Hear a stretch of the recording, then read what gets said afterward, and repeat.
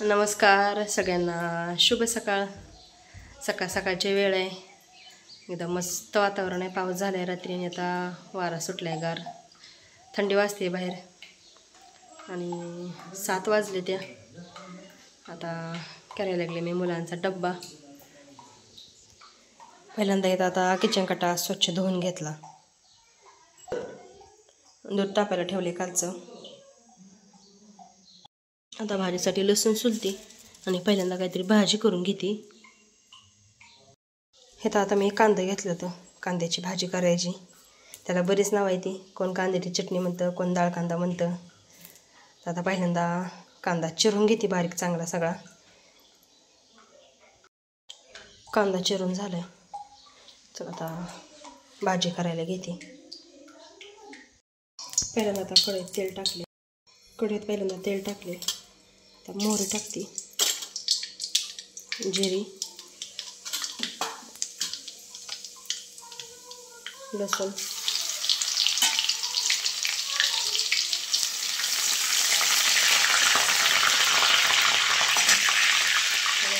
कांदा,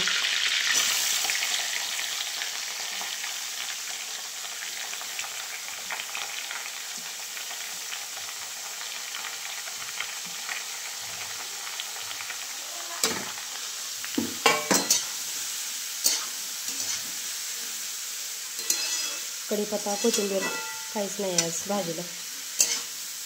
कांदा चांगला लाल भाजून घेते आणि मगच बाकीचं सगळं टाकायचं. कांदा चांगला भाजल्यावर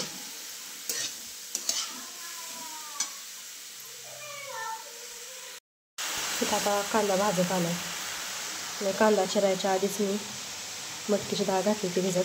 आता डाळ टाकते ह्याच्यामध्ये. कणिक पण मळून झाली. आता भाजीला बघत चपात्या करून घेते.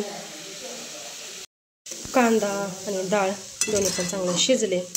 मीठ पण टाकले. आता ह्याच्यामध्ये काळा तिखट टाकते आणि शेंगदाण्याचं कूट टाकते. म्हणजे आपली कांद्याची चटणी झाली तयार. तर आता इथं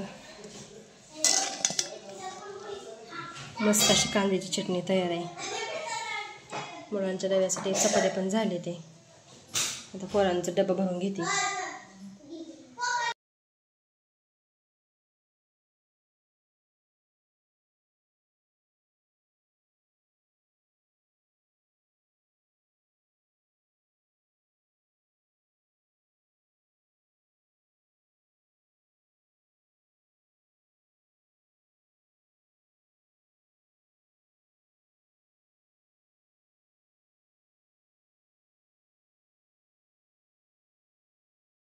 जेवणं झाली आणि आता घरातलं सगळं काम झाले.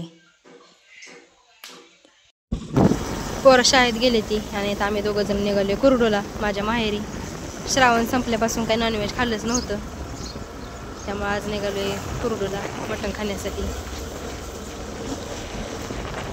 आमच्या घरी नॉनव्हेज बनवत नाही ती, त्यामुळे आम्ही जेव्हा खावं तेव्हा आईकडे जाऊनच खातो.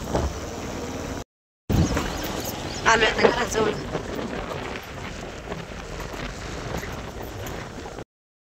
आले मी आता घरात आणि इकडं आईचे चालू आहे त्या भाकरी करायला.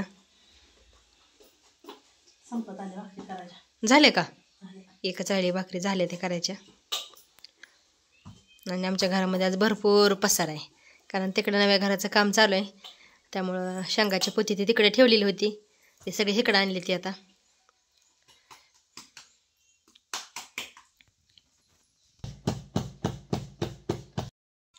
इथं भाकरी करायच्या आधी आईनं मटण शिजवून घेतले आणि त्यातलं निम्म मटण मी साईडला काढले आता सुकं करण्यासाठी आणि निम्म ठेवलं आहे आमटीमध्येच. फक्त ह्याला हळद मीठ लावून ती शिजू घातलं होतं. ह्याला तिखट ते टाकायचं राहिले अजून आणि मटण पण सुकं बनवायचे. आता बघू आपण आई कसं बनवते सुकं मटण ती. इथं आता सुकं मटण करण्यासाठी कढईमध्ये तेल तापायला ठेवले आणि इकडं चालू आहे तर मसाला काढायला. काय काय घेतलंय ग? सब्जी मसाला, हां, सुहाना, धना पावडर, कांदा लसूण आणि काळा तिखट असं 4 मसाले घेतले. तर एका टोपणामध्ये सगळं मसाला काढून घेतले ते आणि तिळाचं कुटी घेतले, थोडंसं खोबरं घेतले. आता पहिल्यांदा तेलामध्ये खोबरं टाकले, बारीक करून घेतलेलं आहे चांगलं.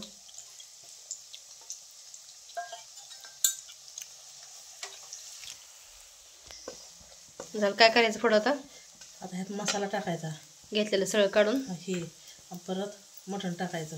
बरं. आणि शेवट कोथिंबीर टाकायची वरून. चिरून का?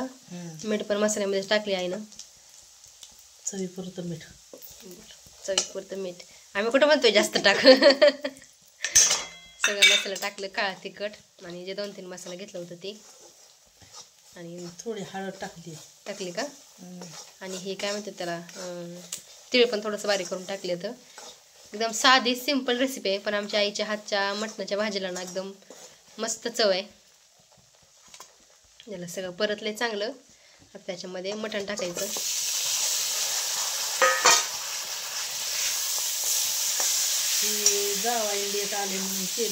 केलंय का? बर. ह्यांना मला आणि भैयाला मला तिघालाच आवडतं सुकं. आईला आमटीतलं आवडतं, त्यामुळे निम्मच घेतले सुकं करायसाठी आणि निम्म तसं ठेवले आमटीमध्ये.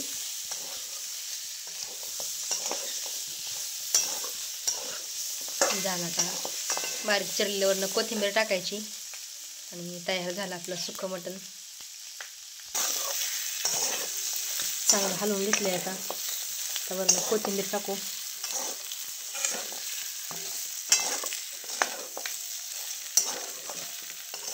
मला खरं तर नॉनव्हेज बनवायला येत नाही बरं का एवढं, फक्त जमतं ती अंड्याची पोळ्या बुर्जी करायला, कारण आमच्या घरी चालत पण नाही बनवायला.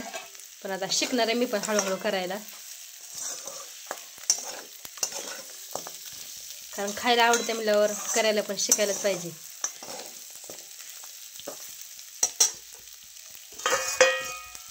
मस्त झाले.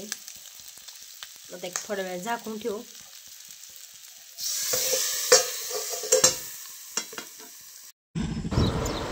जेवण करून झाली, थोडा वेळ थांबलो आणि आता निघालो परत घराकडं. घरी आले मी आता आणि भांडी घासायची राहिली होती. सकाळी भांडी घासली. पोर शाळेत आली, ती पोरांना केळी दिली खायला. गोड लागते का? कुठं चाललो? माळावर. कशाला?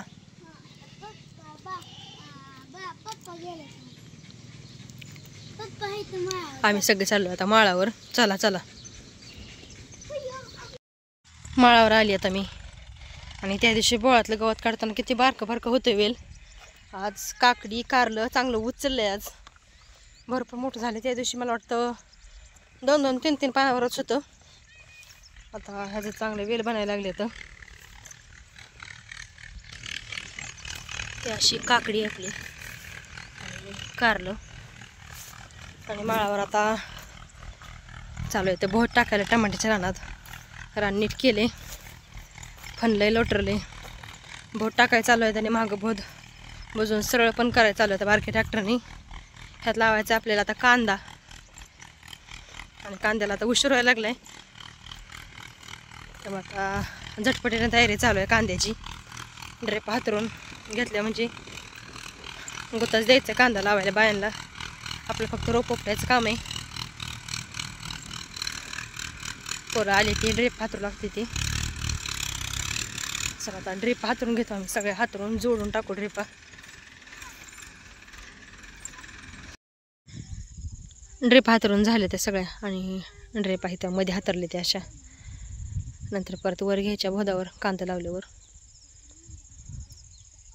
ह्याच्यामध्ये लावायची आपल्याला केळी आणि कांदा.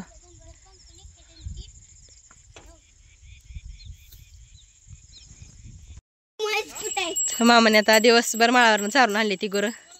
आता हेत नाही घेऊन जातो आम्ही गुरं. सगळ्यांनी घेतली की एक एक.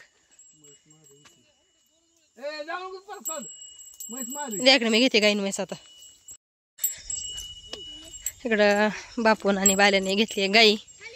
हे ताईंच्यातली आणलेली गाय आहे आणि आमची घरची गाय आहे. हे पोरांना सुद्धा धरून तिथे काय करत नाही, कारण लहानपणापासून सवय लावलेली आहे पोरांनी तिला धरायची, हात लावायची. घ्या चला बाल्या, उद्या शाळेला सुट्टी असेल तुला, शनिवार उद्या.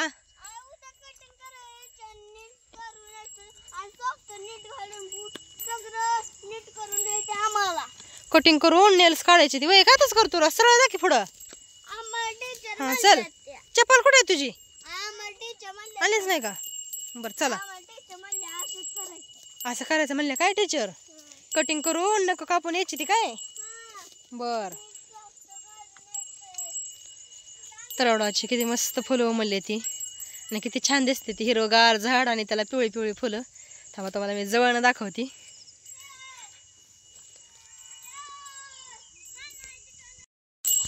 सकाळी धार काढली गाईची त्यामुळे आता कालवड सोडले प्यायला आणि तर घरी आलेले शेळ्या ओरडायला लागले. ते शेळ्यांना वैरण आणायची खाणं जाऊन पण आता गाडीवर आणायची. खालची विहिरी काढली आणि आज मी नॉनव्हेज खाल्ले त्यामुळे आज मला काय किचनमध्ये एंट्री नाही त्यामुळे आता बाहेरचंच काम बघायचे. आणि आमचं बाल्या रानातनं काम करून आलाय ड्रिप हातरून आहे का नाही र आले हातपाय धुवायला लागलाय. स्वच्छ धुवाव चिखलाच हातपाय पाय पण धुवू चिखलाचं. गुरं बांधून किती पहिल्यांदा सगळी दावणीला आणि मग जायचं वैरण आणायला खाली. बाहेर बारीक पाऊस येते त्यामुळं शेळ्यांना वैरण आता शेडमध्ये टाकली.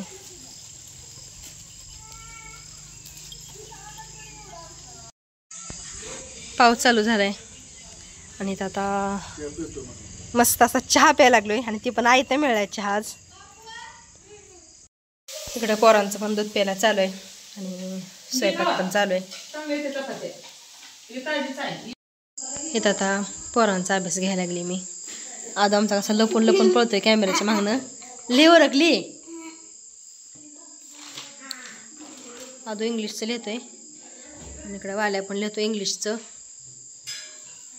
तुला अभ्यास नाही का ग? मोबाईल बघ बसली खरंच नाही का?